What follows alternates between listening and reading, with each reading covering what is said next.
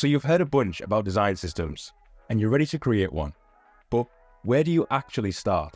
You might think that the best time to build your design system is at the very start of a project, so you can begin using your tokens, styles, and components on your first set of designs, right? Well, in reality, I've found time and time again that before even thinking about the design system, it's often best to start creating a handful of screens as part of a core user flow, and then you can decide if there's enough reuse occurring to even warrant the system at all. Because remember, it needs to provide enough value to justify the time and the effort that you're going to put into creating and maintaining the system for it to be usable by you and your team. If you've determined that your project needs a design system, what next? I'm going to walk you through the steps that I take when building out a design system and show you why you should think of it as an internal product with different users, each with their own specific use case. The first thing I would do is run a UX and UI audit. This involves going through the current user flows and every screen within the existing set of designs, and recording the areas that are using the same styles and components repeatedly. This allows us to see which patterns we can start to abstract away into the system.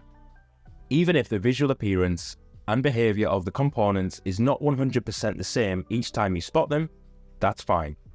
This is the ideal opportunity to make the designs feel more consistent by ensuring the same styling in UX each time the component is used going forward.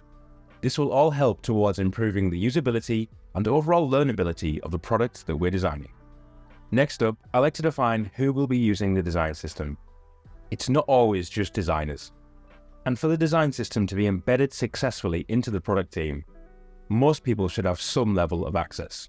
Much like the end users of the product that I'm designing, I want to be clear on who the users of the design system will be. Do designers, engineers, product managers, QA testers, and any other stakeholders accessing it need to see all data and components? This will affect how I approach the file and organize the page structure.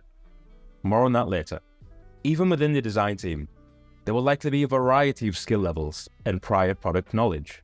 So by making sure components are documented with how they should be used for best results, along with adding in any research findings to back this up, this is going to help everyone create better solutions. Developers or engineers are going to be a close second when thinking about common users. There are many tools out there that can help with this, but the most important thing I can share with you is don't wait until the last minute to share your design patterns with engineers. Make sure they are part of the process from the very start, so you can agree on terminology and structure, as you'll want the quality of your designs to carry right through to the front-end build. Now we can get into the crux of the system and start to define the patterns that we've previously identified. With a handful of designs and flows in place, I like to be confident that the base styles and components have been validated before adding them into the system. Starting from absolute scratch can be daunting, so using early stage designs as a guide can really help to get things going. I like to think of it as a pattern library that we can use almost instantly to reduce friction and build from there. With the library of current patterns in place, we can now define the spacing scale for all components to use going forward.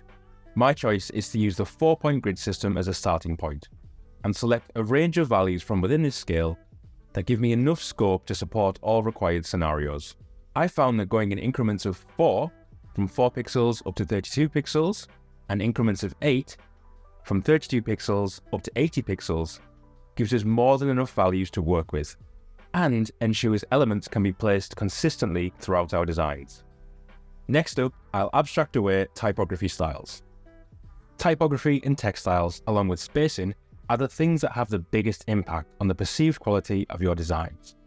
So it makes sense to break these out early on in the process and define a consistent type scale that we can stick to throughout our designs. Setting 3 to 4 heading styles, a standard body text style, and 2 to 3 supporting styles for metadata and actions is plenty to get us started. We'll implement our spacing system to ensure we're always sticking to the 4-point grid for text sizing and line height. This is going to ensure a clear and consistent vertical rhythm. Much like the text styles, I'll then abstract away the color styles. I'll select all colors currently used across the designs and bring them together as swatches in a dedicated page. It's important to make sure to grab every color to spot where we have shades and tints that are very similar to each other.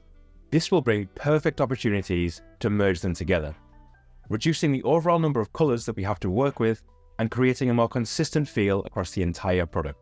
The file structure itself is something that varies depending on your needs, but a good starting point is a set of pages that covers all the core elements of the system so people can easily navigate and find what they need.